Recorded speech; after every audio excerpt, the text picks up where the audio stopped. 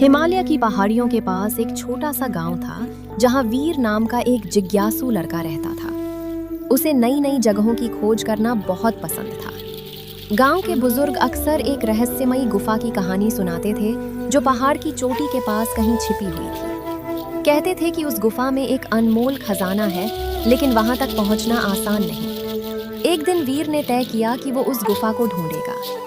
उसने अपना छोटा सा थैला तैयार किया जिसमें पानी की बोतल, कुछ फल और एक टॉर्च रखी, और सुबह सुबह पहाड़ की ओर निकल पड़ा। जैसे जैसे वो ऊपर चढ़ता गया, रास्ता कठिन होता गया।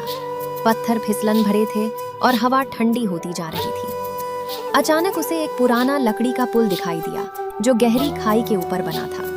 पुल हिल रहा था, लेकिन वीर ने हिम्मत जुटाई और धीरे धीरे उसे पार कर लिया। पुल के उस पार उसे एक अजीब सा पत्थर का दरवाजा दिखा जिस पर कुछ अजीब चिन्ह बने थे। वीर ने दरवाजे को धक्का दिया और वो चरमराते हुए खुल गया। अंदर अंधेरा था, लेकिन उसकी टॉर्च की रोशनी में गुफा की दीवारों पर चमकते हुए क्रिस्टल दिखाई देने लगे। गुफा के अंदर आगे बढ़ते हुए उसे एक बड़ी पत्थर की मूर्ति मिली जो किसी पुराने योद्धा की लग रही थी।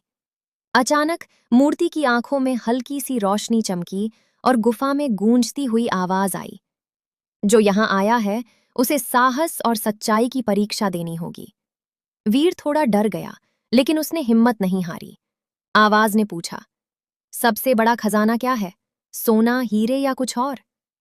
वीर ने कुछ देर सोचा और बोला, सबसे बड़ा खजाना साहस और सच्चाई है। बिना इनके कोई भी खजाना बेकार है।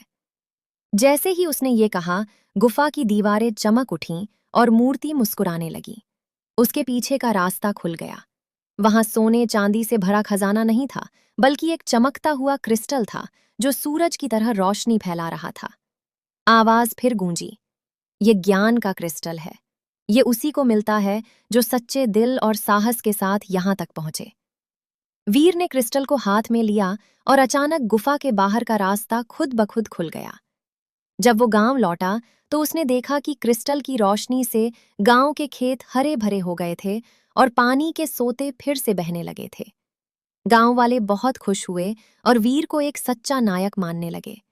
लेकिन वीर जानता था कि असली खजाना क्रिस्टल नहीं, बल्कि उसकी हिम्मत और सच्चाई थी।